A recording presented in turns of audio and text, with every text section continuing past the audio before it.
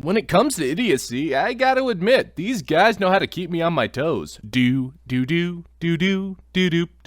Well, send me a ticket for an aeroplane, because I ain't got no time to take the fast train. I gotta get me on down to Old Tejas to slap Greg Abbott's crippled face because the governor wrote the president a letter. Listen, there's no need to get all high and mighty with me, alright? Because I did my homework and this is not technically the ableisms. Ableisms is only when a black or a brown is either crippled or retarded. And the last time I checked, which is every morning, Greg Abbott is a white, so therefore it's socially acceptable to make fun of his paralysis with a clean conscience. But Arston, you sexy ass slice of man candy, I hear you ask, what kind of beef do you have with the so-called governor of Texas? Oh please, I got more beef with that bitch than the deep freeze in Michael Rooker's basement. When Joe Biden, human sphincter and massive pedophile, landed in El Paso, he planned on taking a guided tour that completely bypassed every street with a massive migrant sidewalk camp. Now this would have allowed Joe to completely ignore the problem simply because he didn't feel like dealing with the issue. But of course, Abbott had to wheel in and have the perpetrated audacity to hand over a letter which essentially rubbed some paralyzed taint all over Joe's wrinkly face. Just listen to some of the stupid racisms that Abbott was spewing out at old toothless Joe. All of this is happening because you violated your constitutional obligation to defend the states against invasion through faithful execution of federal laws.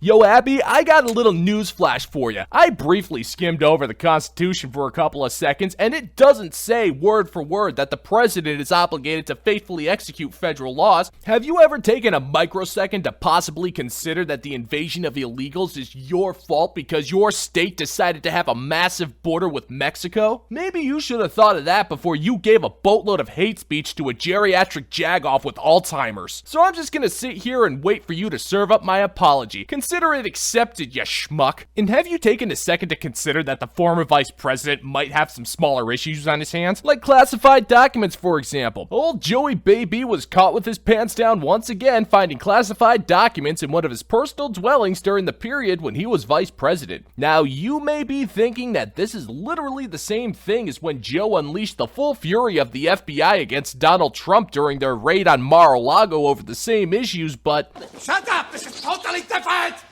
Once again, that fucking prick has a point. You see, Donald Trump, as president, had the authority the whole time to declassify whatever documents he had, thereby making it totally legal and proving he did nothing wrong in the first place. But Joe Biden, who had documents that weren't declassified, never had the authority to do so as vice president, which is kinda sort of a crime. But it's really not that big of a deal when you think about it. Joe Biden's brain is mostly Swiss cheese at this point, so he probably doesn't even remember committing any crimes. And I can make some commentary on this because I identify as a medical professional, sort of. Just like Alexandria Ocasio-Gonzalez Ramirez Frankenheimer Cortez, who is just as qualified as myself to give out medical information. And according to her, apparently inhaling gas stove fumes is enough to give a brother brain damage, and brain damage on government Sally don't manage nothing. So when we're dealing with the science like that, it's plain to see that the poor shouldn't be allowed to use gas stoves. Which is why we should all be thankful that Joe Biden is unveiling his new plan to ban gas stoves across the country, because God forbid we should be allowed to cook without the fucking government getting involved. Now, I'm not saying that Alexandria Ocasio-Trejo Rodriguez Takahashi Cortez is brain damaged. What I am saying is that in order for her to be brain damaged, she would actually need to possess a brain in the first place, therefore making her a brainless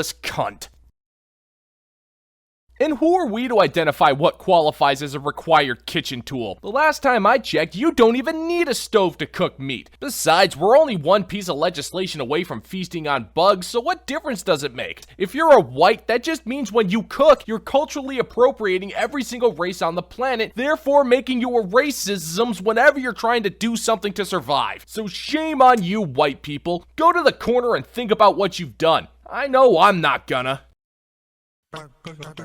What is up, Mahones? Arston the Unclean here, just making like a monkey and swinging on by to say thank you for checking out the new video. If you're checking out this particular brand of rants and find yourself oddly curious and or aroused, then go ahead and boogie with that like and subscribe button. And since you're going to be around there anyways, why don't you go ahead and mingle a little bit down in the comment section below. Today's subject is stamps. I never thought I'd live to see the day that the president thinks he has the authority to outlaw kitchen appliances of any sort. And what's even more worrisome is the fact that the mainstream media is actually agreeing with the sentiment. All I know is the best way that we can protest such an outlandish idea is to cook up a storm. All it takes is a can of baked beans, a solid saucepan, and a gas stove. I know I'll be baking some bread in the name of fighting the federal government, so why don't you join me? Because if you ask me, that is truly a worthy cause. And as always, thank you for caring, and I'll see you in the gulag.